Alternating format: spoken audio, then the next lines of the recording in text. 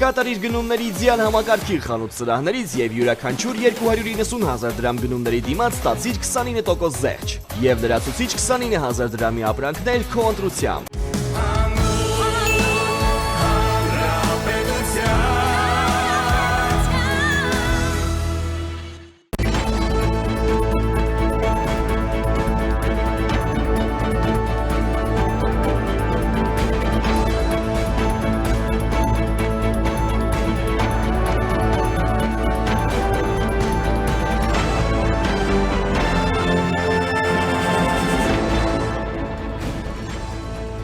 Հայաստանն ու Միացյալ Նահանգները ստորագրել են թրիփի վերաբերյալ համաձայնագիրը, այսպիսով թրիփը մտավ գործնական փուլ։ Շտապօգնություն Եվրամիությունից Հայաստան տեղի ունեցել Փաշինյան ֆոն դեր Լայան հեռախոսազրույց։ Արդյոք մենք մեծ գումար ենք տալու նրանց, ովքեր կարող են վաղը մեր դեմ կռվել, Հովերչուկը անդրադարձել է Հայաստանի քայլերին։ Եվրամիությունը լրացուցիչ աջակցություն կցուցաբերի Հայաստանին Ռուսաստանի կողմից հայկական որոշ ապրանքների ներմուծման արգելքի ու սահմանափակումների ֆոնին հայտարարել է Հայաստանում Եվրամիության դեսպան Վասիլիս Մարագոսը։ Հայաստանի մի շարք մարզերում խուզարկություններ են, իրավապահները մեր ձևով հասարակական կազմակերպության ապօրինությունների հետքերով են գնացել։ Բարև ձեզ, դուք դիտում եք առաջին լրատվականը, ես Սիրանույշ Պապյանն եմ, այսօր հունիսի 4-ն է, 5 շաբթի։ Ուղիղ եթերում քննարկում ենք անցնող ժամերի կարևորագույն իրադարձությունները։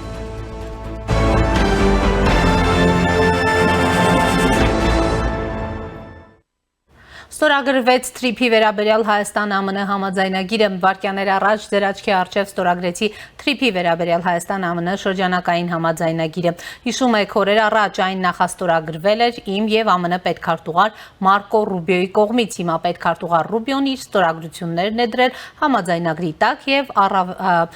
առաքվել է փաստաթուղթը Հայաստան։ Այժմ ես էլ հայկական կողմի ստորագրությունները դրեցի։ Սրանով հեռավար ստորագրման գործընթացը ավարտված է եւ համաձայնագիրը պատրաստ է վավերացման, հայտարարել է Հայաստանի արտաքին գործերի նախարար Արարատ Միրզոյանը։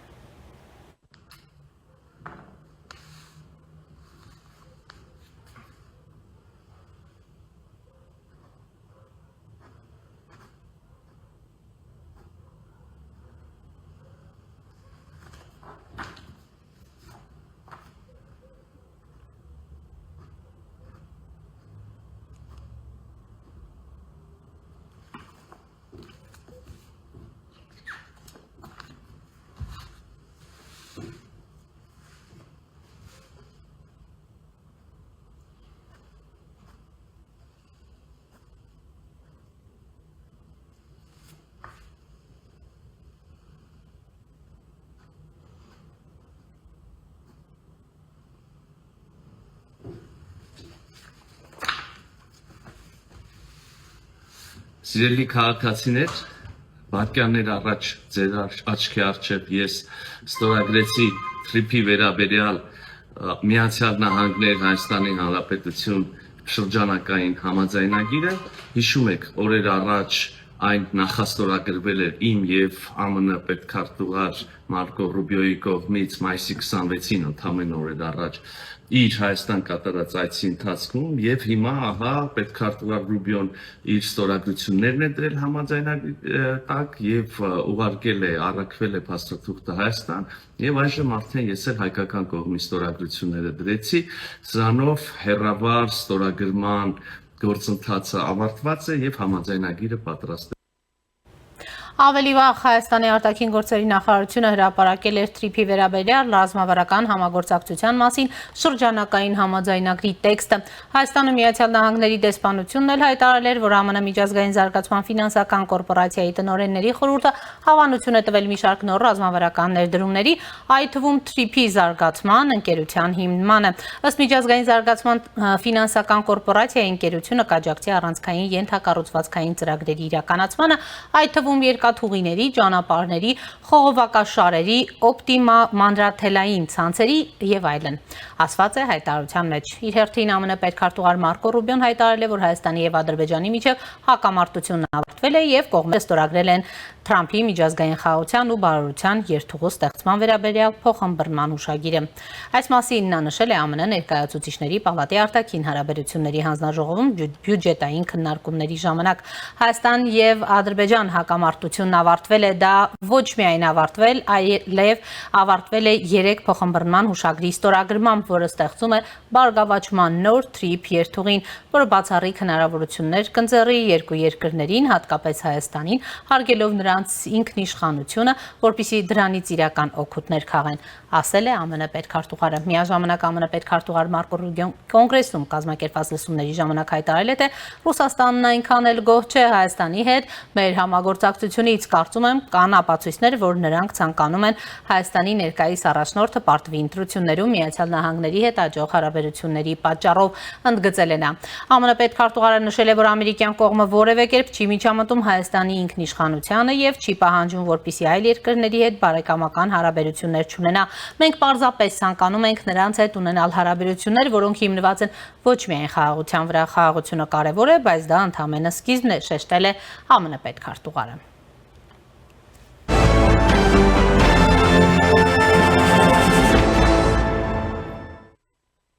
Այսօր կառավարությունը ընդունել է աջակցության ծրագիր, որով կսուբսիդավորվի ջերմատնային ապրանքները, լոլիկի, պղպեղի, ելակի եւ ծաղկի արտահանումը։ Կառավարության աշխատակազմի ղեկավար Արայիկ Հարությունյանը նաեւ հայտնել է հետեւյալը, որ կառավարությունը կվերադարձնի Եվրամիություն արտահանվող թարմ, պտուղ, բանջարեղենի եւ ծաղկի մաքսատուրքը։ Մրգի արտահանման սուբսիդավորումը ըստ կառավարության աշխատակազմի ղեկավարի կներկայացվի հաջորդիվ։ Հաստատվել է ջերմատնային արտադրության, թարմ, պտուղաբանջարեղենային եւ ծաղիկների արտահանման աջակցության ծրագիրը։ Հայաստանի տարածքից 26 թվականի հունիսի ընթացքում արտահանված ջերմատնային արտադրության թարմ, պտուղաբանջարեղեններն ու ծաղիկներ արտահանող տնտեսվարողներին տրամադրվող փոխհատուցումը հետևյալ չափերով կլինի. ելակի յուրաքանչյուր 1 կիլոգրամի համար 770 դրամ, լոլիկի յուրաքանչյուր 1 կիլոգրամի համար 275 դրամ, պղպեղի յուրաքանչյուր 1 կիլոգրամի համար 400 դրամ, ծաղկի յուրաքանչյուր 1 հատի համար 37 դրամ։ Ավելի վաղ վարչապետ Նիկոլ Փաշինյանը խոստացել էր, որ կառավարությունը կսուբսիդավորի Ռուսաստանի սահմանափակումների հետևանքով տուժած բիզնեսներին։ Փաշինյանը հայտնել էր, որ արդեն վարդերի ու բանջարեղենի առաջին խմբաքանակները դուրս են եկել հասել Եվրամիություն, արաբական երկրներ։ Այս ամենի խորապատկերին այսօր ավելի ուշ հայտնի դարձավ, որ տեղի է ունեցել վարչապետ Նիկոլ Փաշինյանի եւ Եվրահանձնաժողովի նախագահ Ուրսուլա ֆոն դեր Լայենի հեռախոսազրույցը, որից հետո Ուրսուլա ֆոն դեր Լայենը հայտարարել է Հայաստանի համար ավելի քան 50 միլիոն եվրոյի անհապաղ օգնության փաթեթի պատրաստման մասին Ռուսաստանի կողմից հայկական գյուղատնտեսական արտադրանքի ներմուծման վրա սահմանված սահմանափակումների ֆոնին։ Այսօր ես վարչապետ Նիկոլ Փաշինյանի հետ խոսեցի Ռուսաստանի կողմից Հայաստանի նկատմամբ վերջերս սահմանված սահմանափակումների մասին։ Սա ոչ այլ ինչ է, քան տնտեսական հարկադրանք, ինչն անընդունելի է հայկական ապրանքների արտահանման սահմանափակումները երկարաձգելով Մոսկվան տնտեսական հարաբերություններն օգտագործում է որպես քաղաքական ճնշում գործադրելու զենք։ Մենք շատ լավ գիտենք այս մարտավարությունը, ահա թե ինչու Եվրոպան վճռականորեն աջակցում է Հայաստանին, մենք պատրաստում ենք Եվրամիության աջակցության միջոցառումների փաթեթ, այն ներառում է անհապաղ ֆինանսական օգնություն, ընդհանուր առմամբ ավելի քան 50 միլիոն եվրո։ Նախատեսվում է նաև առևտրի խթանման միջոցառումներ հայկական ապրանքների, մասնավորապես գյուղատնտեսական արտադրանքի համար, ասել է նա։ Ֆոն դեր Լայենը հավելել է, որ Եվրամիությունը կշարունակի ամրապնդել եվրոպական ու հայկական բիզնեսների միջև կապերը վերջերս Երևանում կայացած գագաթնաժողովում ձեռք բերված պայմանավորվածությունների շրջանակներում։ Նրա խոսքով այս նախաձեռնությունների հետագա առաջընթացը կքննարկվի կապակցվածության հարթակի նախարարական հանդիպման ժամանակ, որը տեղի կունենա հունիսի 23-ին։ Այս բոլոր ոլորտներում արդյունավետ համակարգումն ապահովելու համար մենք համաձայնեցինք ստեղծել Եվրամիություն Հայաստան համատեղ աշխատանքային խումբ։ Այս մարմինը կհսկի այս բոլոր նախաձեռնությունների իրականացումը, ինչպես նաև ապագայում ցանկացած հետագա միջոցառում, հավելել է նա։ Ավելի վաղ Հայաստանում Եվրամիության դեսպան Վասիլիս Մարագոսը հայ արտահանողների հետ հանդիպման ժամանակ հայտնել էր, որ հունիսի 4-ին սպասվում են կարևոր հանդիպումներ ու հեռախոսազանգեր, որից հետո կհայտարարվի Հայաստանին լրացուցիչ աջակցության միջոցառումների մասին։ Դեսպանը նշել էր, որ հայ արտահանողների տնտեսվարողների հետ հանդիպման նպատակը նրանց գաղափարները լսելն է, թե ինչպես կարող է Եվրամիությունը աջակցել, որպեսզի նրանք կարողանան դիվերսիֆիկացնել արտահանման շուկաները։ Դեսպանը հիշեցրել էր, որ Եվրամիությունը աջակցության բազմաթիվ ծրագրեր է իրականացրել Հայաստանի մասնավոր սեկտորի համար։ Հայ գործարարներն ամենահաջողակների թվում են ոչ միայն այստեղ Հայաստանում, այլ նաև ամբողջ աշխարհում։ Սա իսկապես շատ կարևոր մեկնարկային կետ է, բայց հիմա մենք ցանկանում ենք իմանալ ձեր կարծիքը ընթացիկ մարտահրավերների մասին։ Այս հանդիպման գլխավոր նպատակն է լսել ձեր կարծիքները, իմանալ ձեր սպասելիքները։ Մենք այստեղ չենք կառավարությանը փոխարինելու համար, թույլ տվեք սա հստակ ընդգծել, եւ մենք բացարձակապես նոր բան չենք անում, որովհետեւ մենք շարունակում ենք այն, ինչ արդեն միասին սկսել էինք, ասել է Հայաստանում Եվրամիության դեսպանը։ Այս ամենի հետ միասին այսօր Ռուսաստանի Դաշնության փոխարգործնախարար Միխայել Գալուզինը հայտարարել է, թե Ռուսաստանը մտադիր չէ վճարել Հայաստանի եվրաինտեգրման ուղղությամբ ձեռնարկված քայլերի համար։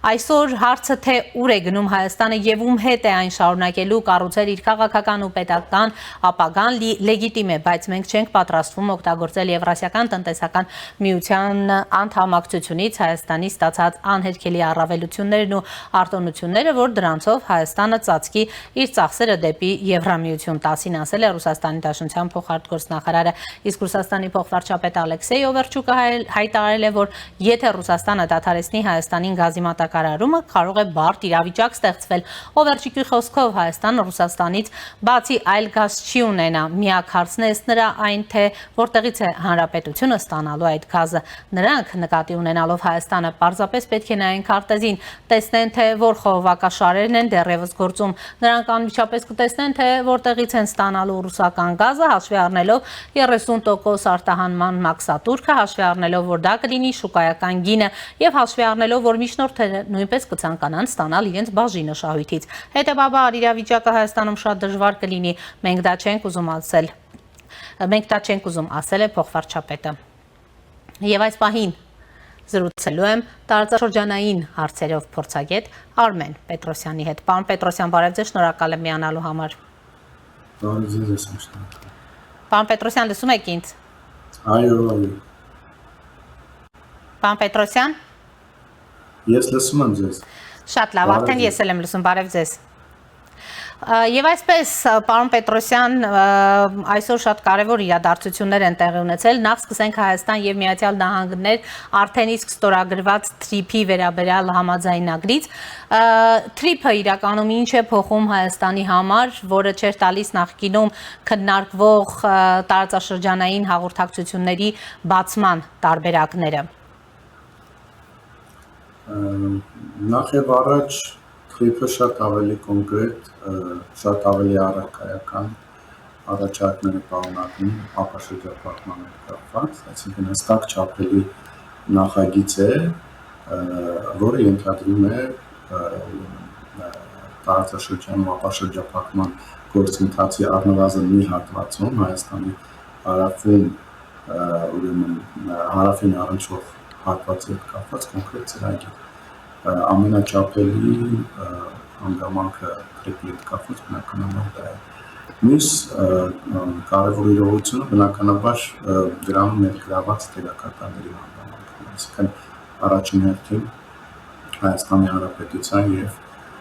Միացյալ Նահանգների ներգրավության հանգամանքը հաշվի առնելով։ Մյուս կարևոր իրողությունը այնուամենայնիվ այն է, որ TRIP-ի ձևակերպումն մակարդակով երևում է, ամրագրվում է Հայաստանի Հանրապետության ինքնիշխանությունը, տարածքային ամբողջականությունը, այդ տարածքով, այսինքն սեփական տարածքով Հայաստանի հարավով գործարկվելիք ենթակառուցվածքների նկատմամբ եւ բնականաբար ավելի լայն աշխարհագրական ներգրավվածությունը, որը ենթադրում է, որ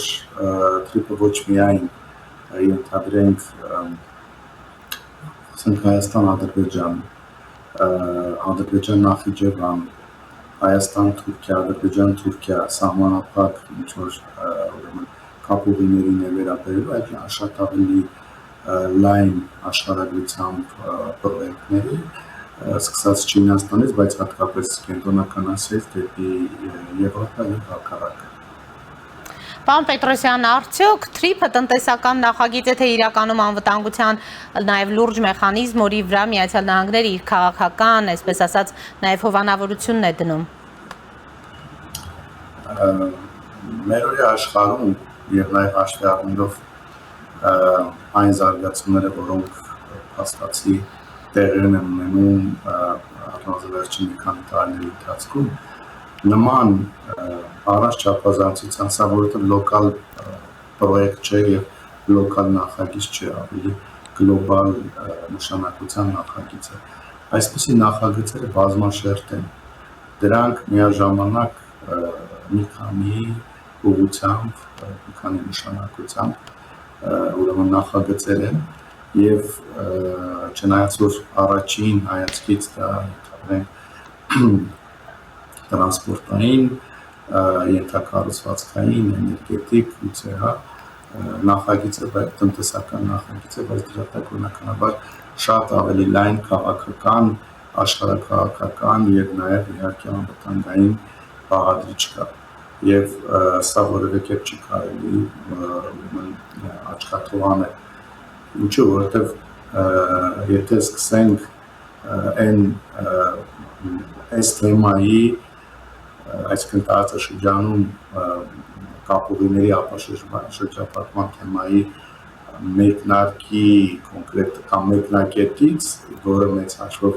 2020 թվականի նոյեմբերն է, այսինքն երբ որ Արցախյան 44-րդ պատերազմի ավարտից հետո ստորագրվեց նոյեմբերի 9-ի երակողմ համաձայնությունը, այդտեղ որպես մի կետում, որպես առանձին կետ նշված էր տարածաշրջանային կապուղիների ապաշրջապատման հարցը։ Եվ եթե դիտարկում ենք մեկնարկ որպես նշված ամսաթիվը եւ նայում ենք այս ապաշրջապատման գործընթացի ողջ ընթացքը, ակնհայտ կերպով երևում է, որ թե ինչպիսի զարգացումներ, ինչպիսի փոփոխություններ է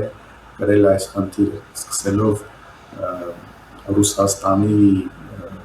այսպես վերահսկողությամբ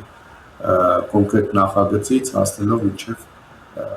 Միացյալ Նահանգներ, Հայաստանի Հանրապետություն գործարքի մակարդակում լուծվող խնդիր, լոկալ Ադրբեջանի եւ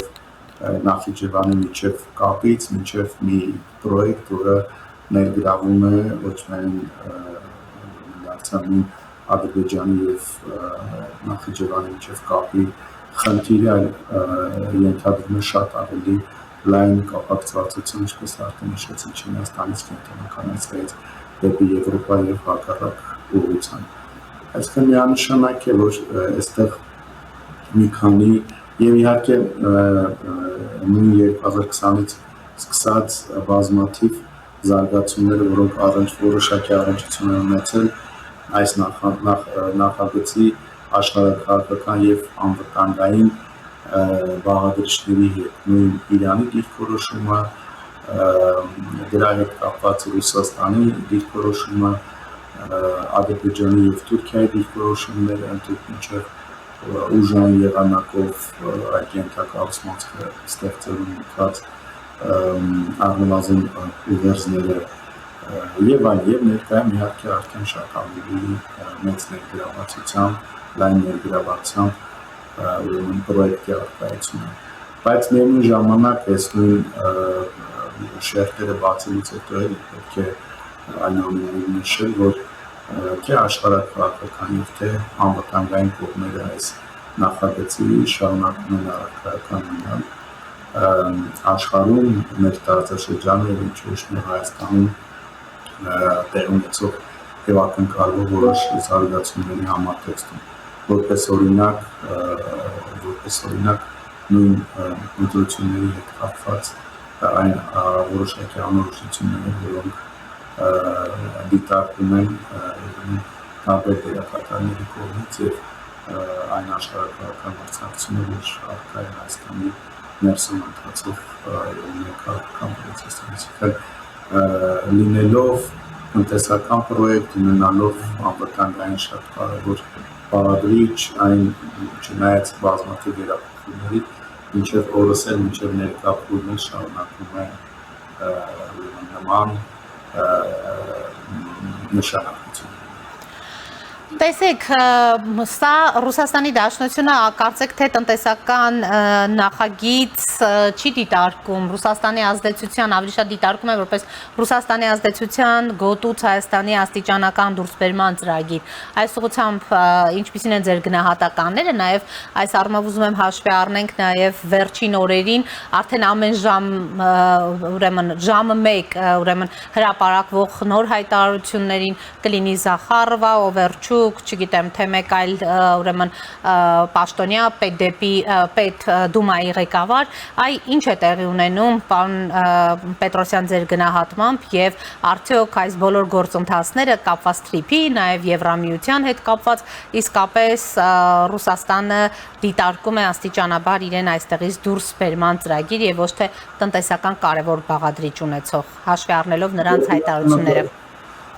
Ես արդեն նշեցի, թե որքան կարևոր մասնաբաժին ունի աշխարհաքաղաքական մրցակցության բաղադրիչ այս նախագծում, սկսելով որպես մեկնարկներ կայացնելով 2020 թվականի նոյեմբերին եւ մինչեւ այսօր ընթացող գործընթացները։ Աշխարհաքաղաքական բաղադրիչը չափազանց մեծ է այս նախագծում։ Եվ միանշանակ է և նաև որոշակի ավելի օբյեկտիվ է Ռուսաստանի Դաշնության պարտքերից ևս վերնուցող պրոցեսներում, որտեղ Ռուսաստանը շատ լավ հասկանում է, որ փաստացի փուլարկու քայլ զրկվում է Հարավային Կովկասում ազդեցություն ունենալու տարբեր կարևոր գործիքներից, իսկ թրիփ նախագիծը կամ Սյունիքով Ադրբեջանի և Ադրբեջանի միջև կապուղին, որը ֆիքսված է Հայաստանի Երևանի հաստատքով, սա շատ կարևոր ոչ թե տնտեսական, այլ Ռուսաստանի համար քաղաքական և աշխարհաքաղաքական լծակ էր ազդելու Հայաստանի Հարավային Կովկասում ընդհանրապես գործընթացների վրա, Հայաստանի Ադրբեջանի հարաբերությունների վրա, Թուրքիայի տարածաշրջանային հարավկովկասյան քաղաքականության վրա։ Եվ փաստացի այսօր այդ շատ կարևոր գործիքից Ռուսաստանի Դաշնությունը դուրս է մնում։ Իսկ սա բնականաբար մտահոգվելու թեմա է Ռուսաստանի համար։ Այստեղ մի կարևոր նկատություն կա, ռուսական կողմը շատ հաճախ թիրախավում է Հայաստան-Եվրոպական միություն, հարաբերությունները, համագործակցությունները խուսափելով կոնկրետ անդրադառնալ Միացյալ Նահանգների հետ Հայաստանի հարաբերությունների սերտացմանը, բնականաբար խուսափելով իր բացասական վերաբերմունքն արտահայտել կամ մտահոգությունն արտահայտել տարածաշրջանի Միացյալ Նահանգների դիրքերի համակարգման հետ կապված, հաշվառում թե որքան կարևոր են այս բանը Մոսկվայի ու Վաշինգտոնի միջև հարաբերությունները, բայց տողատակում շատ ավելի առարկայական է հենց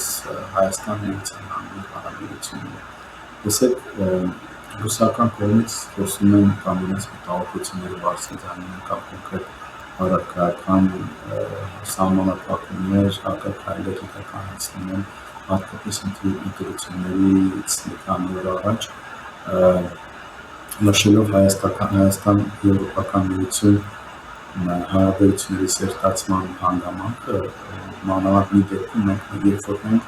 փաստացի այդ գործընթացի շեմին էլ չենք, այսինքն չկա Հայաստանի տեխնացու երկիր Եվրոպականության անդամակցության տեխնացու երկիր դիտարկելու հավանականությունը, բայց ռուսական կողմից հենց այս ուղղության շեշտադրման քայլերն իրականացնում։ Բայց ակնհայտ է, որ խոսքը ոչ թե այսինքն իրական այս հակաքայլերը, այս ակտիվությունը մտահոգությունները ոչ թե հենց Եվրոպական միության ուղղությամբ Հայաստանի քաղաքականությանը վերաբերում, այլ Երևան-Վաշինգտոն և կոնկրետ թրիփ նախագծին։ Պարզապես Ռուսաստանը որոշակի կաշկանդվածություն ունի խոսելու Միացյալ Նահանգների դեմ տարածաշրջան, ինչպես արդեն նշեցի, հաշվի առնելով այն նուրբ փոխգործակցությունը, որ կա Մոսկվայի եւ Վաշինգտոնի միջեւ։ Իսկ ընդհանուր առմամբ բնականաբար այս մի քանի օրը, այսինքն մինչև լույսի 7 Հայաստանը բնականաբար այդ աշխարհակահաղական մրցակցությունը Հայաստանի տարածքում ելույթ է նաև որոշակի եթնիկական զարգացումների ժամանակահատվածում բնականաբար հասնելու իր գագաթնակետին կոնկրետ Ռուսաստանի կողմից արդեն իսկ դիտարկվող առարկայական քայլերի միջոցով ինչ ոչ միացյալ նահանգների, որտեղ տեսեք նույն այդ տրիպ համաձայնագրի նախաստորագրումը մինչև ընտրությունների անգամ ստորագրումը, սրանք էլ քայլերի միացյալ նահանգների կողմից նույն այս մեր հայաստանյան պրոցեսներում եւ ընդհանրապես տարածաշրջանային գործընթացներում Պարոն Պետրոսյան, ձեր գնահատմամբ այս հայտարարությունները մինչև ուր կհասնեն։ Հունիսի 7-ից հետո եթե այս իշխանությունը ուրեմն վերընտրվեց հայ-ռուսական հարաբերությունը, որը գտնվում է ըստ Նիկոլ Փաշինյանի այսպես տրանսֆորմացիոն փուլում, ուրեմն ինչպիսի զարգացումներ են հնարավոր, հաշվի առնելով, որ հեռախոսազրույց է տեղի ունեցել եւ Նիկոլ Փաշինյանն էլ հաղորդել է, որ ընտրություններից հետո կմեկնի Ռուսաստան եւ բոլոր հարցերը հավուր պատշաճի կքննարկի։ Միևնույն ժամանակ ԵԱՏՄ-ի հետ կապված անընդհատ խնդիրներ են ուրեմն նշում, հնարավոր է, որ իսկապես այնքան իրավիճակը սրվի, որ Հայաստանը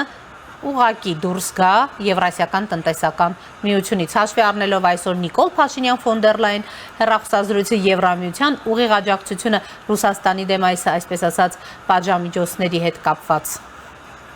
Տեսեք, ձեր բարձրացած այդ հարցը ընդհանրապես ունի կարճաժամկետ, միջնաժամկետ եւ երկարաժամկետ ազդեցություն ունի։ Այս պահին ակնհայտ կերպով առանց որևէ տարամեկնաբանությամբ այս բոլոր ակտիվությունները սրանք կարճաժամկետ նպատակներ են։ Իսկ կարճաժամկետ նպատակը առաջին հերթին դա Հայաստանի ընտրական օրակարգի ընտրությունների արդյունքների վրա աշխարհակահաղական ազդեցությունն, աշխարհակահաղական մրցակցությունը։ Այսօր Ռուսաստանի Դաշնությունը իր լծակներով որոշել տարբեր պաշտոնյաների բարձրաստիճան պաշտոնյաների հայտարարությունները, մեդիայի, փորձագիտական դաշտի, հրապարակային միջամտությունները, տնտեսական լծակները, ԵԱՏՄ-ի գործիքակազմի եւ այլն, Ռուսաստանը այս կերպով փորձում ազդեցությունների վրա փորձելով առավելագույն աջակցություն ցուցաբերել Ռուսաստանի Դաշնության հետ հարաբերությունների խորացումը արտաքին որպես արտաքին օրակարգի առաջնահերթություն համարող քաղաքական ուժերի այսքան փորձում են մանկեր աջակցել արևմտյան ուժերն բնականաբար փորձում են իրենց գործողությունների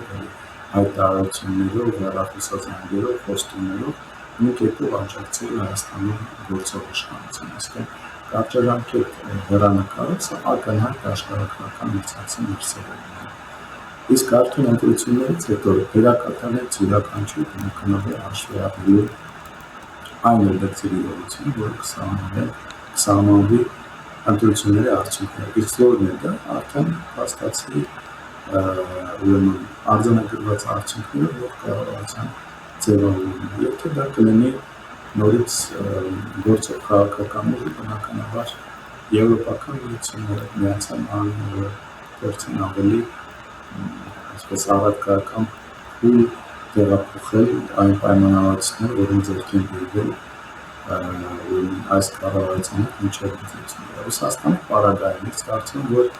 նրանք բնականաբար դարձյալ հաշվի առնելով գիտություն ընդունելով ընտրությունների արդյունքները, իհարկե եթե մեկ ընտրական ժամանակահատվածում ունի որոշակի զարգացումներ նաև փորձելով նրանց վերախավալ, դրանից հետո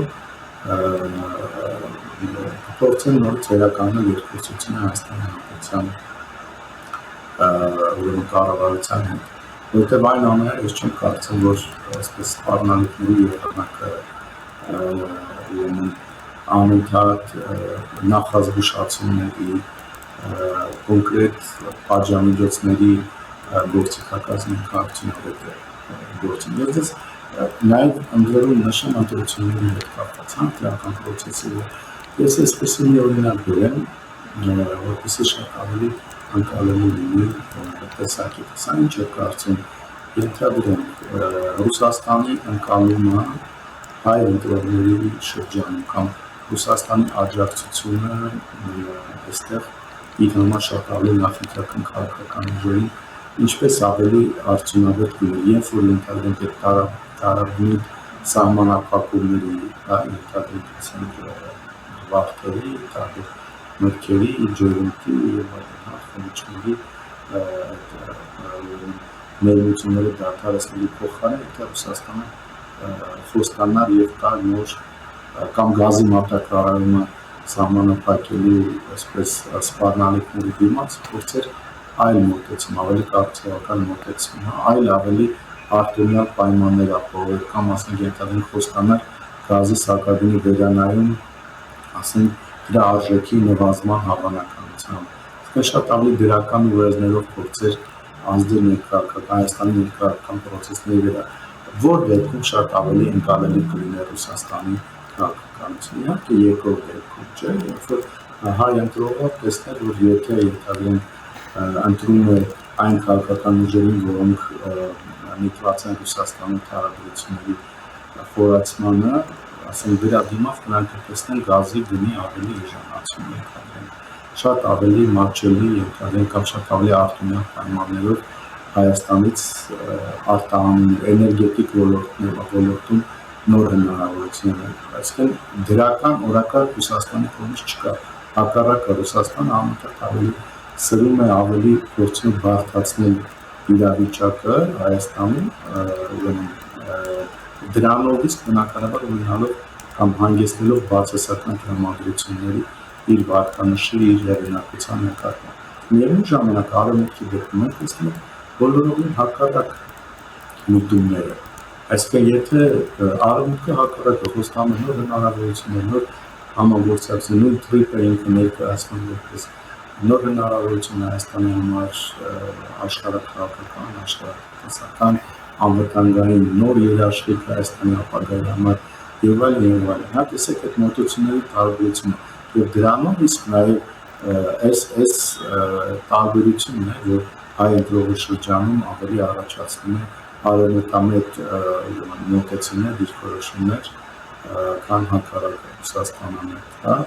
Բայց այն ամենայն կրկնում եմ, այն բոլոր քայլերը, որոնց մասին դուք նշեցիք, դրանք ավելի շատ նախընտրական իրողություններ են եւ վստահաբար ընտրություններից հետո հաշվառել ընտրությունների արդյունքները աշխարհակարգում դրական փորձելու դրանց արդյունքները ձևավորված կառավարության հետ արդեն շատ ավելի արագ կանգնարկումների process-ը։ Պարոն Պետրոսյան, իսկ հնարավոր է հենց Ռուսաստանի վարած քաղաքականության արդյունքում Հայաստանը ուրեմն Եվրասիական տնտեսական միությունից դուրս գալու կոնկրետ քայլեր անի, չնայած Հայաստանի իշխանությունները հակառակն են պնդում, բայց տեսնում եք, որ սա որևէ կերպ չի ընկալվում Ռուսաստանի Դաշնության կողմից։ Հայաստան այս օրերին փնտրում է այլընտրանքներ, գտնում է այլընտրանքներ, Եվրամիություն, արաբական երկրների եւ այլն, հնարավոր է, որ իսկապես այդ դիվերսիֆիկացումը այնքան հաջող ստացվի, որ նաեւ կարողանա շատ արագ վճռական քայլերի դիմել եւ փոխվել, այսպես ասած, ԵԱՏՄ-ից։ Ես չեմ կարծում, որ Հայաստանի կողմից նախընթաց գործողությունը կատարվի ճիշտ է։ Հայաստանը պետք է քայլ անի այն ժամանակ, երբ որ կզգա, որ դա իր համար կարևոր է անհրաժեշտ է։ Այսինքն այս բանը ես որևէ անհրաժեշտություն չեմ տեսնում Հայաստանի կողմից ԵԱՏՄ-ից դուրս գալու, անգամ հապկից դուրս գալու որևէ անհրաժեշտություն չեմ տեսնում։ Երբ որ դրա անհրաժեշտությունը կլինի, երբ որ չափելի տեսանելի այլընտրանքները կլինեն եւ կամ այդ քայլերը Հայաստանի համար նվազագույն հետևանքներ կառաջացնեն։ Իսկ այս բանը ԵԱՏՄ-ից դուրս գալը Հայաստանի համար շատ մեծ տնտեսական հետևանքներ կարող է առաջացնել։ Էլ չասած մյուս աշխարհակականը անվտանգային Երևանը հետևաբար եթե անգամ եվրոպական ուղղությամբ մենք ունենք այլընտրանքների հնարավորություն եւ մեկը մյուսին չի խոչընդոտում եվրոպական այլընտրանքները որևէ կերպ չի խոչընդոտում լիարդների հետ զուգահեռ բոլոր հնարավորությունների օգտագործման չպետք է միակողմանի հրաժարվել այդ հնարավորությունից որտեղ նույն իրատման որոշակի փուլ պետք է դիտարկել Հայաստանի համար որպես այլընտրանքային կամ դիվերսիֆիկացիայի տարբերակ ցավոք սրտի մեզ մոտ մոտեցումները այնպես են որ նույն այն դերակատարները որոնք հակված են կամ ներքին դերակատարների մասին որոնք հակված են նրան որ Հայաստանը պետք է դիվերսիֆիկացնի ու անընդհատ շեշտում են որ Հայաստանի կողմից նաև տնտեսական հարաբերությունների դիվերսիֆիկացիայի անհրաժեշտությունը այդ նույն դերակատարները դիվերսիֆիկացիայի ուղղություններից կարևոր ուղղություններից որպես այդպեսին չեն ընդգծում Ռուսաստանից Ռուսաստանը բավականին չէ կարևոր ուղղություն է նույն տնտեսական հարաբերությունների մասով քաղաքական հարաբերությունների մասով էներգետիկ հարաբերությունների մասով եւ չափազանց սխալ է ենթադրում Ռուսաստանի եւ Եվրոպային ամբողջովին փոխարինել մենք այլ գործընկերություն որտեղ որևէ երաշխիք չկա որ ինչ որ փուլում մենք չենք ունենա այնպիսի խնդիր որ ինչպեսի ներկայում ունենք Ռուսաստանի հարաբերությունը վերջը Վրաստանի օրինակը պարզը չէ նրանքի ժամանակի բոլոր ձևերը դրել են մեկ զամբերում եվրոպական միության համագործակցության մասին եւ տեսեք այսօր ինչպես է խնդիրներն բախվում օտարացան իսկ դիվերսիֆիկացիան միշտ անհրաժեշտ է եւ միշտ քանի դեռ կա համատեղության հնարավորություն բոլոր հնարավոր ուղղությունները այդ թեմայական այդ Ռուսաստանի համագործակցությունը այդ Ադրբեջանի համագործակցությունը Թուրքիայի համագործակցությունը Կենտրոնական Ասիայի Չինաստանի եվրոպական միության ներծավալի երկրների բոլոր ուղղություններով պետք է արվեն այնպիսի քայլեր քանի դեռ Հայաստանի համար դրան կոնկրետ հետևանքներ եւ մարտահրավերներ չեն առաջացնում իսկ այս բանը եվրոպական եվրասիական տնտեսական միության անդամ լինելը Հայաստանի համար որևէ խնդիր չի առաջացնում բացի հնարավորություններից Շնորհակալ եմ պարոն Պետրոսյան Ես եմ Զրուցում էի տարածաշրջանային հարցերով փորձագետ Արմեն Պետրոսյանի հետ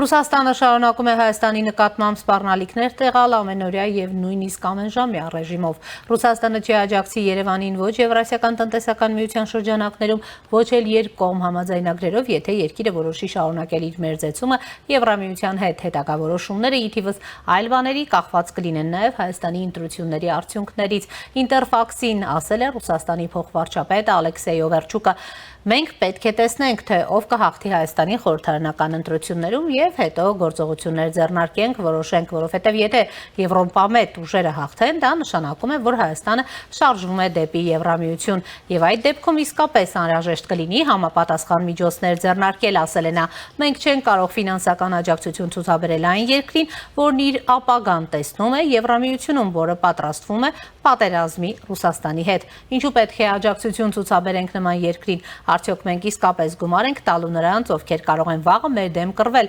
ընդգծել է Օվերչուկը։ Ռուսաստանի փոխվարչապետը հիշեցրել է, որ Ռուսաստանը դեռևս պահպանում է իր պարտավորությունները Հայաստանի նկատմամբ Եվրասիական տնտեսական միության շրջանակներում, բայց դրանք կարող են վերանայվել, եթե երկիրը որոշի շարժվել դեպի Եվրամիություն։ Մենք միշտ կանգնած ենք օրենքի կողմում, մենք պարտավորություններ ունենք Եվրասիական տնտեսական միության շրջանակներում։ Տեսեք առաջնորդները շատ զգուշորեն ձևակերպեցին իրենց հայտարարությունները Աստանայում կայացած Եվրասիական տնտեսական բարձրագույն խորհրդում այնտեղ խոսվում է Եվրասիական տնտեսական միությանը Հայաստանի անդամակցությունը կասեցնելու հնարավորության ուսումնասիրության մասին։ Մենք չենք ուզում, որ Հայաստանը դուրս գա Եվրասիական տնտեսական միությունից, բայց մենք ասում ենք, եթե դուք ձեր ժողովրդին տանում եք դեպի Եվրամիություն, որն այսօր թշնամաբար է տրամադրված Ռուսաստանի նկատմամբ, թշնամաբար է տրամադրված Բելարուսի նկատմամբ եւ պլանավորում է մեզ հետ կռվել, ապա ինչու պետք է մենք աջակցենք ձեզ առանց մաքսատուրքերի, բաց շուկաների, ցածր էներգակիրների գների, ազատ աշխատուժի, տեղաշարժի,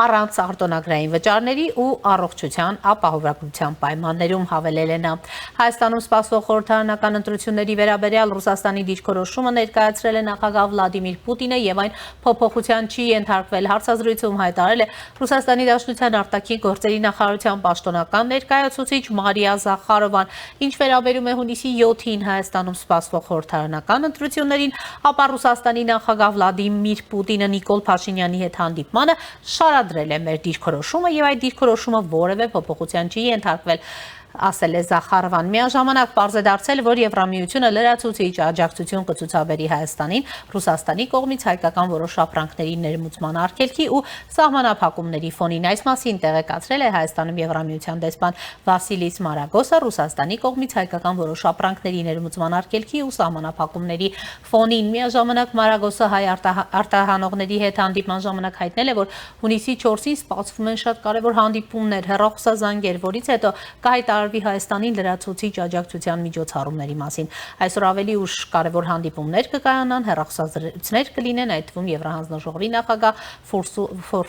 Ֆոն դեր Լայենի հետ, որից հետո մենք կհայտարարենք կոնկրետ լրացուցիչ միջոցառումների մասին Հայաստանին աջակցելու վերաբերյալ, ասել է նա։ Դեսպանը նշել է, որ հայ արտահանողների, տնտեսվարողների հետ հանդիպման նպատակը նրանց գաղափարները լսելն է, թե ինչպես կարող է Եվրամիությունը աջակցել, որպեսզի նրանք կարողանան դիվերսիֆիկացնել արտահանման շուկաները։ Դեսպանը հիշեցրել է, որ Եվրամիությունը աջակցության բազմաթիվ ծրագրեր է իրականացրել Հայաստանի մասնավոր սեկտորի համար։ Հայ գործարարներն ամենահաջողակների թվում են ոչ միայն այստեղ Հայաստանում, այլ նաև ամբողջ աշխարհում։ Սա իսկապես շատ կարևոր մեկնարկային կետ է, բայց մենք ցանկանում ենք իմանալ ձեր կարծիքը ընթացիկ մարտահրավերների մասին։ Այս հանդիպման գլխավոր նպատակն է լսել ձեր կարծիքները, իմանալ ձեր սպասելիքների մասին։ Մենք այստեղ չենք կառավարությանը փոխարինելու համար, թույլ տվեք սա հստակ ընդգծել, եւ մենք բացարձակապես նոր բան չենք անում, որովհետև մենք շարունակում ենք այն, ինչ արդեն միասին սկսել էինք, ասել է Հայաստանում Եվրամիության դեսպանը։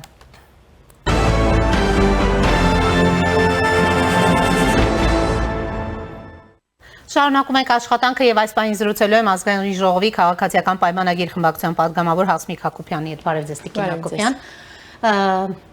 Շնորհակալ եմ հրավերն ընդունելու համար։ Եվ այսպես Տիկին Հակոբյան, հաշված ժամեր թերևս մնացին քարոզարշավի ավարտին, վաղն էլ ու վերջ։ Մենք տեսանք 3 բազմա հազարանոց հանրահավաք Հանրապետության հրապարակում, Դանիելի Ունիսյանը նույնիսկ իրենց հասարակական կազմակերպությունը թվեր հրապարակեց։ Իհարկե նրանք խոսում են ուրեմն 80,000-ի մասին, Դանիելի Ունիսյանն ենք 17,000-ի մասին, բայց ուրեմն այդ հանրահավաքի ընթացքում տեղի ունեցել կոնկրետ գործողություններ, որոնց ուզում եմ անպայման անդրադառնանք, բացի այն, որ 300,000 ադրբեջանցիների թեզներ, այլ նաև քարտեզը ոչնչացնելու։ Ինչպես եք արձագանքում տեղի ունեցածին, համեցեք։ Ճիշտն ասած, այսօր էլի ինձ հարց տվել են քարոզարշավի ժամանակ քարտեզի հետ կապված, որ պատռել են, ինչ են արել, ես չեմ հետևել, որովհետև հետաքրքիր չէր, բայց չեմ զարմանում, որովհետև նրանք Հայաստանի դեմ հայտարարություններ ու գործողություններ տարբեր այս օրերի ընթացքում արել են։ Ես նկատի ունեմ իրավական գնահատական չպիտի տրվեր, դա է նկատի ունեմ, ես ինքս քանի որ չեմ տեսել, միայն վերապատմելով լսել եմ, որ ինչ է տեղի ունեցել, շատ բան չեմ կարող ասել, բայց իրավապահ համակարգը բնականաբար ուղիղ եթերում է տեղի ունեցել, ինչ եղել է, կարող են, եթե անհրաժեշտություն կա իրավական գնահատականի տան, ես որպես քաղաքական գնահատական կասեմ, որ այո, այս օրերի ընթացքում շատերը մեր նվիրած որոշ մարդիկ մեր նվիրած քարտեզին անուն կպցրեցին, ասացին, որ սա շատ փոքր մասն է, մեր հանրապետությունը պետք է ավելի մեծ լինի, ինչ որ Արևմտյան Հայաստան, Նախիջևան,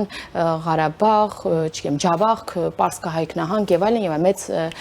հայքը տենց նկարագրեցին ծովից ծով Հայաստան, բայց մենք կենացներից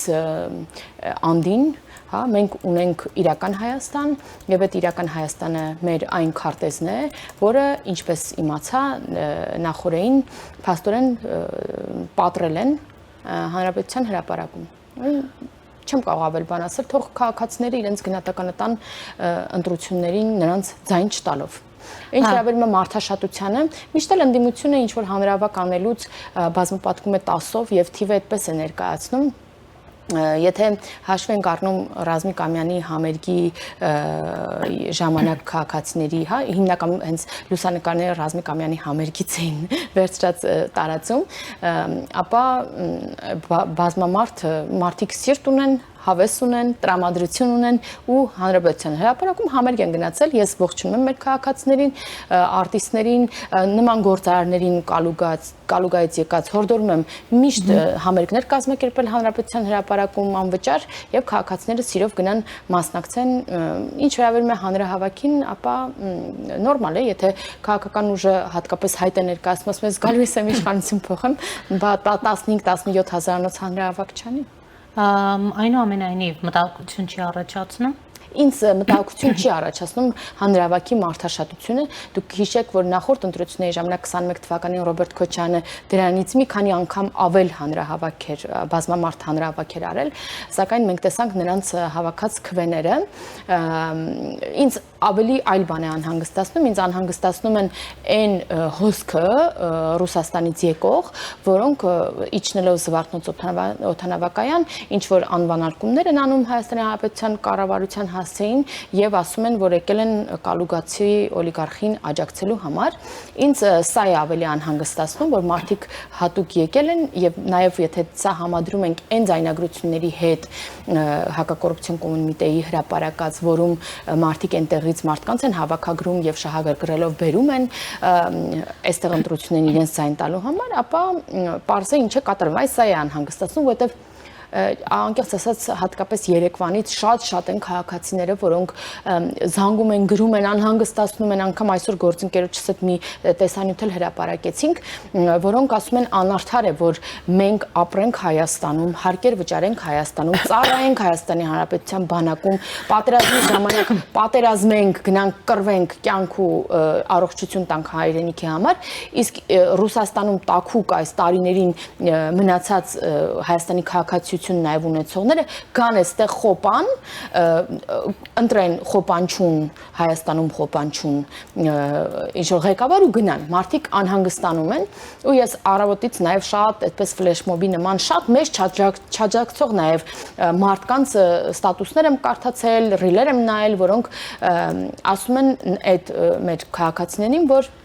մեր տեղը մի որոշեք մեր ճակատագիրը ու իրականում այն մարդիկ, որոնք գալիս են Հայաստանից բաց կա, այսինքն տեսեք, օրենքը դե սահմանադրությամբ կարգավորվող է եւ միգուցե առաջիկայում այդ նոր սահմանադրության քննարկումների ժամանակ սա էլ հաշվի առնվի,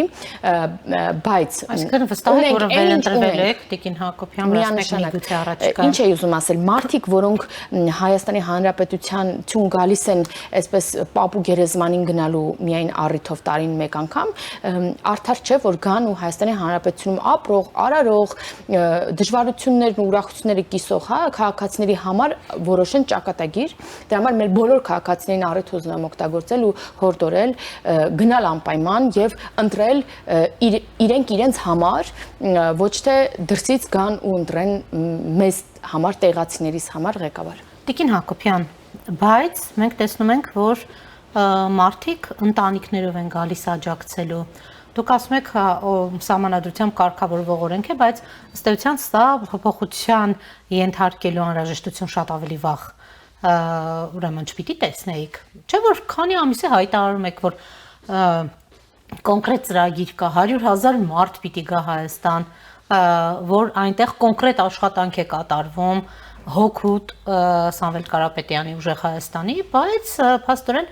մեծ հաշվով կարող ասել ձեռքերը ծալած նստեցիք եւ այս առումով եկաք հիմա փաստի առաջ եք կանգնել, արդեն մտածում եք պետք է այդ ուժերը չկարողանային մասնակցել եւ այլն եւ ես մեկ եմ նույն կերպ կպատասխանեմ, որ քաղաքացին դրա պատասխանը տալու է, որտեղ մենք գոնե քաղաքական գնահատականներում շռայլ ենք եւ շատ մանրամասն բացատրում ենք ինչ է տեղի ունենում, իսկ տեղի ունենում այն, որ համատարած ընտրակաշառքներ են բաժանվում քաղաքացիներին, դուք քիչ առաջ էլ ռեպորտաժը ներկայացրեցիք ռեպորտաժում, թե ինչպես են տարբեր գրասենյակներում այդ ֆինանսապես շահագրգռելու միջոցով, բարեգործության արգելքը շրջանցելով, գումարներ եւ այլ բաներ բաժանվում քաղաքացիներին, որպեսզի գնան ու ընտրեն կոնկրետ մի քանի եռագլխի տարբեր գլուխներին եւ Սա ինձ իրականում անհանգստացնում է, բայց նաև որովհետև անհավասար պայմաններում տեղի ունեցան։ Միանշանակ եւ նաև լեգիտիմությունն է շատ մեծ հարցականի տակ դրվում ընտրություններում, եթե սա իրական ազդեցություն ունենա ընտրությունների ելքի վրա վերջնական, ապա մենք իրականում բոլորս էլ խնդիր կունենանք։ Բայց նաև տեսնում ենք, թե ինչքան ակտիվ է համակարգը աշխատում, ինչքան շատ են այդ դեպքերի ուրեմն պարզաբանումներն ու հա պատասխանատվության կենթարկվեն բոլորն էլ եւ քաղաքացին էլ տեսնում է այդ ձայնագրությունը մենք այնպիսի բաներ ենք լսում, որ անհնար է որ ինչ որ մի Հայաստանի Հանրապետության քաղաքացի, ով մտահոգ է իր երկրի, իր քաղաքացու համար, գնա ու ձայն տա մի ուժի, որը քաղաքացուն ասում է 50-անոց 100-անոց, ով հաշմանդամություն ձեռք բերած պատերազմի ժամանակ, հա, վերջույթը կորցրած զինծառայողին անվանում է, չեմ ուզում այդ բառը նորից կրկնեմ, ինչ անուններ է տալիս, ինչ սեռական հայհոյանքներ է տալիս։ Սա անթույլատրելի է, ինչի մենակ դա Ղարաբաղից բռնի տեղահանվածներին ինչ անուններով են դիմում, այսինքն այս ամեն ինչին գնալ ձայն տալ։ Եթե ուզում ես մի 50-100 հազար վերցնես, մի օրում ծախսես եւ ապագա 5 տարիդ անցկացնես այդ մթնոլորտում, էլ չեմ ասում պատերազմի վտանգը նրանց գալու դեպքում, ապա գնացեք եւ արեք, բայց ես չեմ կարծում, որ այդպիսի քաղաքացիները շատ են գտնվելու։ Տեսեք, ինչ խոսում եք այսպես ընտրությունների լեգիտիմությունը հարցականի տակ դնելու հանգամանքից, վերջերս Ռոբերտ Քոչարյանը հայտարարեց, որ եթե մեծ հաշվով իրենից փորձեն խլել հաղթանակը, փաստորեն ինքը հեղափոխություն կանի Տիկին Հակոբյան, հեղափոխություն կարծես թե ասում էր, սա ինչպես է գնահատում արդյոք կարող ենք ասել, որ ընտրություններից հետո հետընտրական բախումների համար դուռ է բացվում։ Սա մենք միշտ էլ ասում ենք, որ նրանք նման բաների են նախապատրաստվում եւ նաեւ դրա մասին ասում են հենց Ռուսաստանի մեր հայրենակիցները, որ հետընտրական միտինգների էլ պետք է մասնակցեն, բայց հեղափոխություն անող էր Ռոբերտ Քոչյանը, այսքան տարի ուներ։ Այդ ինչին 5000 մարդի շուրջը չկարողացավ հավաքվել, հա? Այն գար գրկողը իրանից 10 անգամ երևի շատ մարդ հավաքեց իր շուրջը, ով Հայաստանի Հանրապետության քաղաքացի էլ չէր, իսկ ինքը անող էր, թե այդքան ժամանակ աներ 5 տարի ունեցել են ազգային ժողովի ամբիոնը ու այսօր քաղաքացին մեզ մեղադրում է նրանում, որ այդ մարդիկ ոչինչ չեն արել եւ ստացել են աշխատավարձ։ Սա է իր լավագույն գնահատականը։ Իր մոտիվը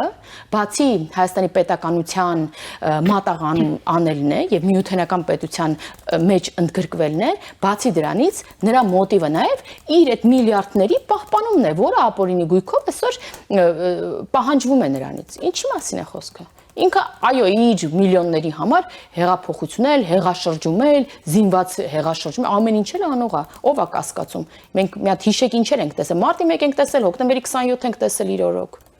Տիկին Հակոբյան, ում վրա եք խորհրդում, դուք չպիտի անեիք 8 տարի այդ քայլերը նրան պատասխանատվության կանչելու։ Նա լրագրողների հետ զրույցում, ինչ Նիկոլ Փաշինյանը հայտարարում է, որ նա պիտի նստի բանտում ու պիտի նստի շատ երկար, հակադարձում է Նիկոլ Փաշինյանը, որ հենց իր իշխանության օրոք է արդարացվել, որ ինքը կապ չունի մարտի 1-ի հետ եւ որ ինքը արդարացել է նրան։ Ընդհանում է, մենք գիտենք, որ այդ մարտի 1-ի գործը վերաբացված է, մենք ունենք նաեւ Միեդի վճիռը նախորդ տարվա դեկտեմբերին հրապարակված, որով ապացուցվեց, որ պետությունն է գործել հանցագործություն եւ մեղավոր է սպանություն, գոնե 7 անձի հետ կապված ապացուցված էր, որ պետությունն է սպանել այդ մարդկանց, իսկ պետությունը հրահանգել է եւ բանակը կրակել է, դուք գիտեք ինչ է կատարվել մարտի 1-ին, եւ նաեւ ապացուցեց, որ հետագայում մարտի 1-ից հետո իշխանությունները քողարկել են իրողությունները եւ դրա համար բարթացել է անգամ Միեդի նման կառույցի համար իրականությունը ջրի հանել է, հիմա եկել եք Հայաստանի, չգիտեմ, 10 տարի, 15 տարի հետո Հայաստանի իշխանություններին ասում եք, այդ ժամանակ պաշտոնավարած, քողարկած Հայաստանի, ասենք, քննիչներն են բան արել, փախել Հայաստանից, ինչի մասին է խոսքը, բոլորս գիտենք ինչ ա կատարվել, փամփուշտներ են փոխվել, ինչ ասես արվել է, որպեսզի քողարկվի, կամ հոկտեմբերի 27 դուք հիմա ակնկալում եք քաղաքացիներից քվեև, որ հաջորդ 5 տարիների ընթացքում կյանքի եք կոչելու են բոլոր ուրեմն խնդրահարույց ուրեմն կետերը, որոնք չեք կարողացել անցած 8 տարիների ընթացքում։ Ու ես կարող եմ ասել այդ հայտարարությունները պոպուլիստական չեն, որ ուրեմն Գագիկ Ծառուկյան Սարի գլխի տունը վերցնելու եմ։ Ինչա պոպուլիստա, ինչի փեսուս տունը չվերցրեցին։ Այդ բանը չեղած բան ենք ասում կամ նույն Գագիկ Ծառուկյանից դուք գիտեք թե ինչքան է նրա ընտանիքից որպես ապուրինի գույք պահանջվում այդ այնպես չի հիմա արդեն նրա փեսայի ընտանիքի անդամի տունը արդեն իսկ վերցված է եւ ծառայելու է այո քաղաքացիների համար Գագիկ Ծառուկյանի եւս մենք գիտենք որ նա չեմ 20 տարի առաջ կամ 25 տարի առաջ չի ունեցել այդ հնարավորությունը եւ այսօր դարձել է արդեն տեսնում եք ինչ սարի գլխին կալված կատեր հա առյուծի վանդակներով եւ այլնով դա պոպուլիստական հայտարարություն չէ դուք կարող եք ասել դուք ունեցել եք 8 տարի ես էլ կարող եմ արձագանքել որ 19 թվականին երբ որ մենք ունեցանք ամբողջական իշխանություն մենք ունեցել ենք ընդամենը 1 տարի հետո սկսվել է կովիդ սկսվել է պատերազմ սկսվել է հետ պատերազմյան այդ ճգնաժամը հետո տեղի է ունեցել Հայաստանի վրա հարձակումներ հետո տեղի է ունեցել Ղարաբաղի հայաթափում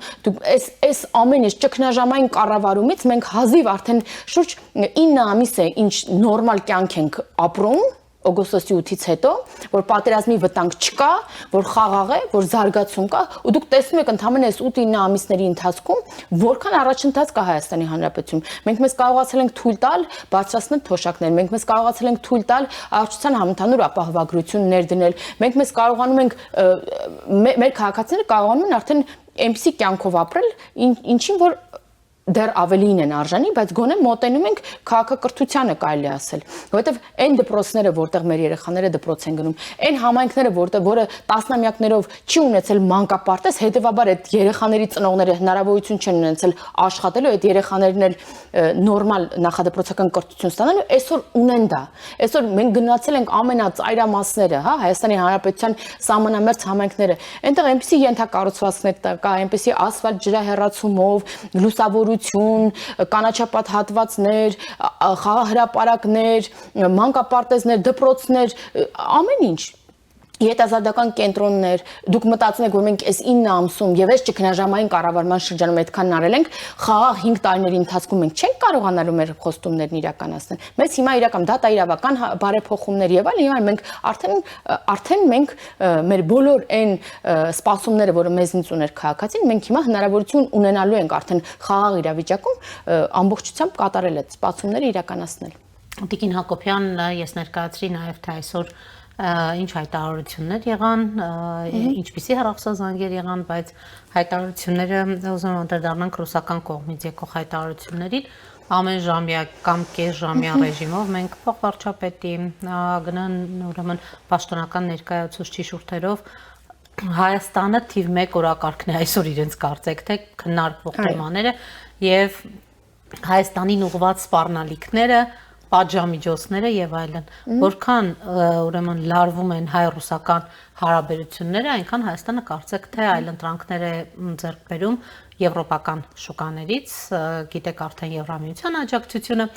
եւ նաեւ ուրեմն ռուսական կողմը փորձում է ազդեցություն ունենալ մենք շատ ենք խոսել հիբրիդային գրողներից հիմա էլ ասում են որ սա ըստ ռուսական կողմից պատերազմ է տնտեսական կասեք թե մեկ այլ Հայաստանի Հանրապետության դեմ ինչ դուք փորձում եք ուրեմն դիմակայել այդ պատերազմին ընդդիմադիրները ձեզ մեղադրում են նույն այդ տնտեսական պատերազմը հրահրելու մեջ Գագիկ Ծառուկյան, Սամվել Կարապետյան, Ռոբերտ Քոչարյան տնտեսական պատերազմ հրահրողները մեղադրում են Հայաստանի իշխանություններին տնտեսական պատերազմ հրահրելու համար շատ ծիծաղելի է։ Մեկը ասում է հուլիսին, բայց հիմա տեսա Գագիկ Ծառուկյանը արդեն հիմա է ասում։ Ով շահերն է պաշտպանում էլի, այդ մարդիկ որտեղի շահերն են պաշտպանում, այդտեղից էլ այդ ելակետից էլ պետք է խոսեն։ Ինչևէ, ես ուզում եմ ձեր հարցին պատասխանելիս հենվել նախ Ռուսաստանի պաշտոնական ուրեմն հայտարարության վրա, Օվերչուկը այսօր հայտարարեց, որ Հայաստանի դեմ չկա տնտեսական որևէ սանկցիաներ հատուկ,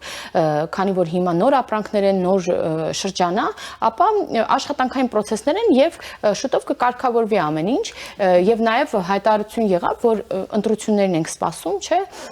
եւ ես վստահ եմ, որ արձանագրումով մեր վերընտրվելու բոլոր խնդիրները կլուծվի, բայց այդպես վերնագրերում եւ ելույթների գլխագրերում հիմնականում հնչում է Ռուսաստանի կողմից, որ Հայաստանը յատմից ուզում է փոխվել, ուղղությունը փոխել, բայց այս քայլերով յատմն ինքն է Հայաստանին մղում դեպի այլընտրանք։ Ինչպես օրինակ մեր դեպքում եղավ զենքի ձեռքբերման համար։ Մենք ստիպված գնացինք գոյատևելու համար այլ ճանապարհով եւ ստացվեց ավելին, քան կարելի էր ենթադրել։ Նույնն էլ այս դեպքում մեզ մղեցին, ինչ պետք անենք, կարող է խորտակվենք, կարող է, չգիտեմ, սննկանանք, կարող է մեր տնտեսությունը փլուզվի։ Չէ, մենք պետք է գտնենք հնարավորություն։ Եվ դուք տեսաք, որ մենք այլընտրանք չունենք, չգիտեմ, մենք շուտ գտանք հնարավորություն եւ դուք գիտեք, որ մեր ուրեմն բեռները կարողանում են արդեն գնացել են վաղուց, այդ սահմանափակումների հենց օրվանից սկսած մենք այլընտրանքը գտանք եւ մեր տնտեսվարողները կարողանում են Թուրքիայի միջով մինչեւ Ուկրաինա հասցնել բեռները եւ հիմա էլ տեսակ, որ Եվրամիության կողմից ֆինանսական հսկայական աջակցությունը, որը ուղղված է եւս այս խնդիրները լուծելու համար եւ ես վստահ եմ, որ սա շարունակական է լինելու եւ պետք է նաեւ մեր ԵԱՏՄ գործընկերները հասկանան, որ Հայաստանը փոքր երկիր է եւ մեզ համար հեշտ է գտնել շուկա, որտեղ մեր ողջ ապրանքը կարողանա իրացվել, բայց մյուս կողմից մեր հայ հասարակության մեջ կմնա նստվածք վերաբերմունք ոչ դրական դեպի ԵԱՏՄ երկրներ, մեծապես դեպի Ռուսաստանի Դաշնություն, որտեղ բոլորը հասկանում են, որ սա ինչ կապ ունի ներքաղաքական այս իրադարձությունների հետ, որովհետև մենք Եվրամիության հետ կապված օրենքը ընդունել ենք բավականին ժամանակ առաջ, բայց չգիտես ինչու, ընտրությունների օրերին է տեղի ունենում այս ճնշումները Հայաստանի տնտեսության հանդեպ։ Բայց ելի եմ ասում, մենք տեր ենք մեր բոլոր քաղաքացիներին, մեր կառավարությունը տեր է իր բոլոր տնտեսվարողներին եւ տնտեսվարողը տեսավ, թե ինչպես է իր մեջքին կանգնած իր պետությունը եւ բոլոր հարցերը լուծելի են եւ կլուծվեն եւ շատերն էլ անգամ այս օրերին այդ տնտեսվարողները, վաճառականները ասում են թե ինչպես են արտահայտվում, ասում են ոչինչ, թող ես կես գումար աշխատեմ, բայց ոնց որ Հայաստանից կողքին լինեմ եւ սա շատ գնահատելի է։ Մենք ոնց կարանք այդ քաղաքացիներին մենակ թողենք այսքանից հետո։ Լավ, Տիկին Հակոբյան, տեսեք, հունիսի 7-ից հետո եթե վերընտրվեք հայ-ռուսական հարաբերություններում այդ տրանսֆորմացիան արդեն տեղի ունեցած կլինի։ Վարչապետը հաճախ է հայտարարում, որ այդ հարաբերություններում հայ-ռուսական հարաբերությունները տրանսֆորմացիոն փուլում են հիմա։ Մենք նաև նախընտրական ծրագրում այդ մասին կա նշված, տրանսֆորմացիոն փուլը Հայաստան-Ռուսաստան հարաբերություններում վաղուց է սկսված եւ սա մշտապես շարունակական գործընթաց է եւ ասել, որ վերջ տրանսֆորմացիան տեղի է ունեցել, դա էլ ճիշտ գնահատական չի լինի։ Սա անընդհատ զարգացող process է լինելու եւ մենք անընդհատ գործ ունենք անելու մեր լավ հարաբերությունների համար։ Հետևաբար, ուղղակի այս հեղեղուկ իրավիճակը եւ այն հայտարարությունները, որ լսում ենք Ռուսաստանի Դաշնությունից, կհստականան այն ժամանակ, երբ Հայաստանի քաղաքացիները կընտրեն իրենց համար իշխանություն։ Յուրաքանչյուր երկիր արդեն ստիպված է հաշվի նստել քաղաքացիների ընտրության հետ եւ աշխատել այն կառավարության հետ, որը ընտրում է տվյալ երկրի ժողովուրդը։ Եվ սա առաջին անգամ չէ, մենք էլի սրա միջով ավելի հեշտությամբ ենք անցնում, որովհետև փառք մենք ունենք վստահելի գործընկերներ, որոնց համար միևնույնն չէ մեր տնտեսությունը ինչ իրավիճակում գտնվի, մեր անվտանգային համակարգը ինչ իրավիճակում կգտնվի, մեր քաղաքացին ինչպիսի դժվարություններ կունենա։ Տեսեք, Տիկին Հակոբյան, իհարկե դուք նշեցիք, որ մտավախություն չունեք, բայց ինչ եմ ուզում ասել, տեսեք, ամենօրյա ռեժիմով նույնիսկ եղել է որ մի քանի անգամ ենք ուրեմն մեր քաղաքացիներին տեղեկացրել հակակոռուպցիոն կոմիտեի, նույնիսկ եղել է որ եւ տարբեր ուժերի։ Մի դեպքում ուժեղ Հայաստանի, մի դեպքում Հայաստան Դաշինքի, երրորդ դեպքում Բարգավաճ Հայաստանի հետ կապված է եղել։ Ամենօրյա ռեժիմով մենք այդպիսի հայտարարություններ, հաղորդագրություններ ու ձայնագրություններ ենք հրապարակում։ Դուք եք հայտարարում տեսանյութեր եք հրապարակում, լայվեր եք մտնում, որ ընտրակաշառքի դեպքում տեսեք, թե ձեզ քանի տարի ազատազրկում է սպասում, 7 տարին շեշտում եք եւ այլն եւ այլն։ Սրանց ազդեցությունը թերևս նվազագույն է, որովհետեւ մի կողմից մենք գիտենք այսպիսի բացահայտումներ, դեռ մտածում ենք ինչքան էլ կա, որ դեռ չգիտենք եւ այսպես ասած իրավապահների ձեռքը չի հասնում այնտեղ, որովհետեւ գուցե պրոֆեսիոնալ են գործել։ Մյուս դեպքում 80-100 հազար քաղաքացիների մուտքը, որոնք փաստորեն պիտի քվեարկեն Սամվել Կարապետյանի օգտին։ Այս բոլոր գործողությունները համադրելով արդյոք ուրեմն դուք մտավախություն իսկապես չունեք, ուրեմն այսպես ասած, եթե այսպես ձևակերպենք իշխանության կորստի։ Ոչ, որովհետև որքան էլ ես այսօր մի պատմություն լսեցի գործընկերներիցս։ Այն առումով կներեք, որ սա կարող է էական ազդեցություն ունենալ ընտրությունների արդյունքների վրա։ Էական չափով քաղաքացիներ նրանք չեն կարող բերել, որպեսզի այն լայն աջակցությունը, որը ունի քաղաքացիական պայմանագիրը, հանկարծ դառնա չնչին։ Դա մեկ։ Երկրորդը, ես այսօր մի պատմություն լսեցի գործընկերներիցս, մի փոքր վերապատմեմ եւ նաեւ ասեմ, թե ինչի եմ հանգիստ այդ առումով։ Մի ընտանիք եկել էր Հայաստան մի քանի օր առաջ, այստեղ իրենց բարեկամի հորդորով, որպեսզի ընտրի այդ ուժեղներին, չգիտեմ ինչ պայմաններով, եկել էին մի 5-6 հոգով։ Այսօր գործընկերս միամիտ ծանոթանում է հիվանդանոցում կարծեմ այդ մարդկանց հետ, եւ նրանք ասում են, որ եկել են այդ նպատակով, սակայն մի քանի որ առաջ են եկել հնարավորություն ունեցել տարբեր տեղեր գնալ շրջել Երևանից նաև դուրս եւ եկել են այն եզրահանգման, որ ընտրելու են իշխանությանը, որովհետեւ տեսնում են թե ինչպիսի բարեփոխումներ է կատարվել Հայաստանում։ Ես մենք ամիսներ առաջ էլ ասում ենք, եթե նման դուք մտավախությունն ասում եք, չէ՞ որ Ռուսաստանից կբերեն հայեր բան, որ դուք էլ ասում եք գալու մեզ ընտրել, բայց ասեք որ այնպես չէ որ դա այդ 6 հոգին դուք մեկ դեպք եք, չէ՞ ասում Տիկին Հակոբյան, բայց ընդունեք մեծ մասը այդպես է լինելու, ինքը գալու է ու տեսնելու է Հայաստանը ավելի խաղաղ, ավելի զարգացած, ավելի լավ, ավելի բարեկեցիկ, ինքը լսելու է որ իր ծնողը անվճար դեղաստանում, այն մյուսը վիրահատվում է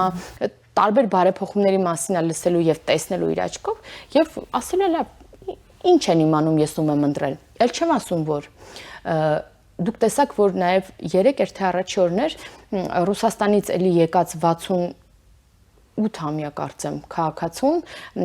ուրեմն կալանավորեցին հենց նրա համար որ նա ֆինանսապես շահագրգռվել էր եւ եկել էր ընտրելու ուժեղ Հայաստանին այսինքն բոլոր քաղաքացիները պետք է իմանան որ Եթե ոչ այսօր, եթե ոչ Հայաստան մտնելուց, գոնե դուրս գալուց ամենաուշը, նրանք պատասխանատվության կանչվելու են։ Եվ ես վստահ եմ, որ այս տեմպերը, որ ես տեսնում եմ հակակոռուպցիոնի, ես վստահ եմ, որ մենք դեռևս տևական ժամանակ այդ ձայնագրությունները անընդհատ լսելու ենք, այդ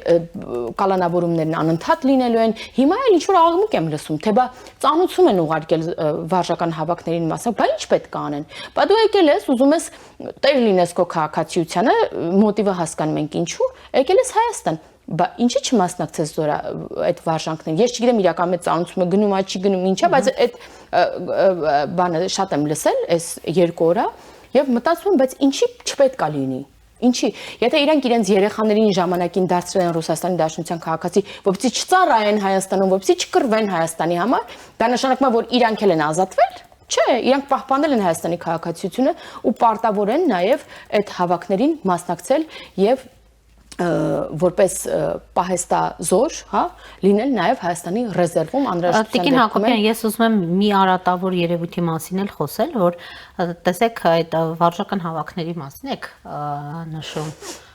Տեսեք, շրջապատում շատ-շատերը կարողանում են տարբեր ճանապարհներով ուղղակի չմասնակցել այդ հավաքներին։ Կարողանում են գտնել ճանապարհներ, այլընտրանքներ, բայց նույն իմ շրջապատում իմ գործընկերոջը, որը մի քանի անգամ եղել է, պարբերաբար կարծեք թե թիրախներ են ընտրվում մի հոգու անընդհատ կանչելու։ Մենակ այստեղ դուք խնդիր չեք տեսնում։ Ես կուզեի հենց այս հարցը դուք բարձրաձայնեք, նույն իմ գործընկերը անընդհատ գնում է բժշկական զննության, ասում եմ հիմա ինչի, ասում է որովհետև էլի պիտի կանչեն ինձ վարժական հավաքների։ Վարժական հավաքները մի անգամ չի տեղի ունենում եւ վերջ։ Ես չեմ բացառում, որ կան նաեւ որոշակի չարաշահումներ, որոշակի մարդիկ կարողանում են գտնել որևէ ուրեմն սողոսկելու հնարավորություն։ Ես այդ դեպքերը մենք էլի եթե խնդիր կա, մենք միշտ կապի մեջ ենք, ինձ կարող եք տվյալներ նաեւ տալ եւ ես ճշտումներ կանեմ։ Եվ դուք էլ վստահ եմ մեզ լսողներն վստահ են, որ մեր ոչ նախարարը, ոչ կառավարության ղեկավարը, որևէ մեկս դա չենք խրախուսում եւ ավելի շահագրգռված ենք, որ նման դեպքերը բացահայտվեն, բայց մի մարդը այո կարող է մի քանի անգամ գնալ եւ դրա իմաստը դա է, բայց նաեւ ես գիտեմ, որ հնարավորություն կա չկա, ասենք այս հավաքին չգնամ, այս ինչ ամսվանից գնամ, այսինքն նման պայմանավորվածություն ինչքան գիտեմ, նաև հնարավոր է դիմումի հիման վրա եւ պարզաբանելու հիմքով, այնպես որ նման դեպքեր եւս կարող են լինել։ Շատ էլի խնդիրների մասին են բարձրաձայնում իհարկե։ Մեր տարբեր ոլորտներում կան խնդիրներ, ոչ ոք չի ասում, որ չկա, բայց մենք որ գնում ենք լավարկելու ուղղությամբ եւ որ չկան այն գլոբալ խնդիրները, այն աղետները, որը տասնամյակներով եղել է մեր բոլոր համակարգերում, սա ակնհայտ է։ Այդ ընտրական զարգացումներին պատրաստ եք։ Ես վստահ եմ, որ մեր եթե համակարգի մասին է, համակարգը վստահորեն պատրաստ է, մենք էլ որպես քաղաքական գործիչներ այս բոլոր անցնող տարիներին դիմակայունություն ձեռք ենք բերել եւ պատրաստ ենք ցանկացած ելքի եւ նաեւ պաշտպանելու եւ քաղաքացու քվեն եւ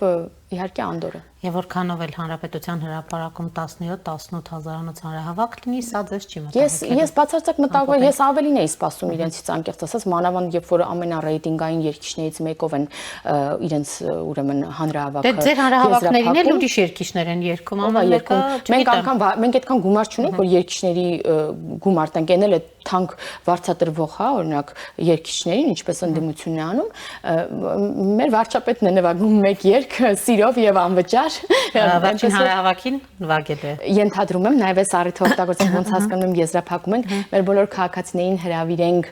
վաղը հանրապետության հրապարակ, մեզնից շատ եք խնդրում նաեւ քարտեզներ, վաղը բոլոր հանրահավաքի մասնակցողները ունենալու են նաեւ այդ մեր գեղեցիկ քարտեզները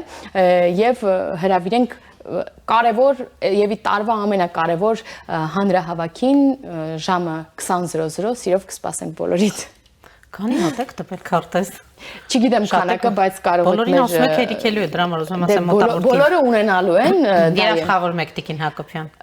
Շտաբը երաշխավորել է եւ հայտարարությունները այդպես է գնացել, վստահ եմ, որ բոլորին կհասնի, այո, քարտեզները։ Շնորհակալ եմ։ Ես եմ շնորհակալ։ Առաջինի տաղավարում զրուցում է Ազգային ժողովի քաղաքացիական պայմանագիր խմբակցության պատգամավոր Հասմիկ Հակոբյանի հետ։ Այս ժամի համար այսքանն էինք նախատեսել, հետևեք մեր թողարկումներին, կհանդիպենք։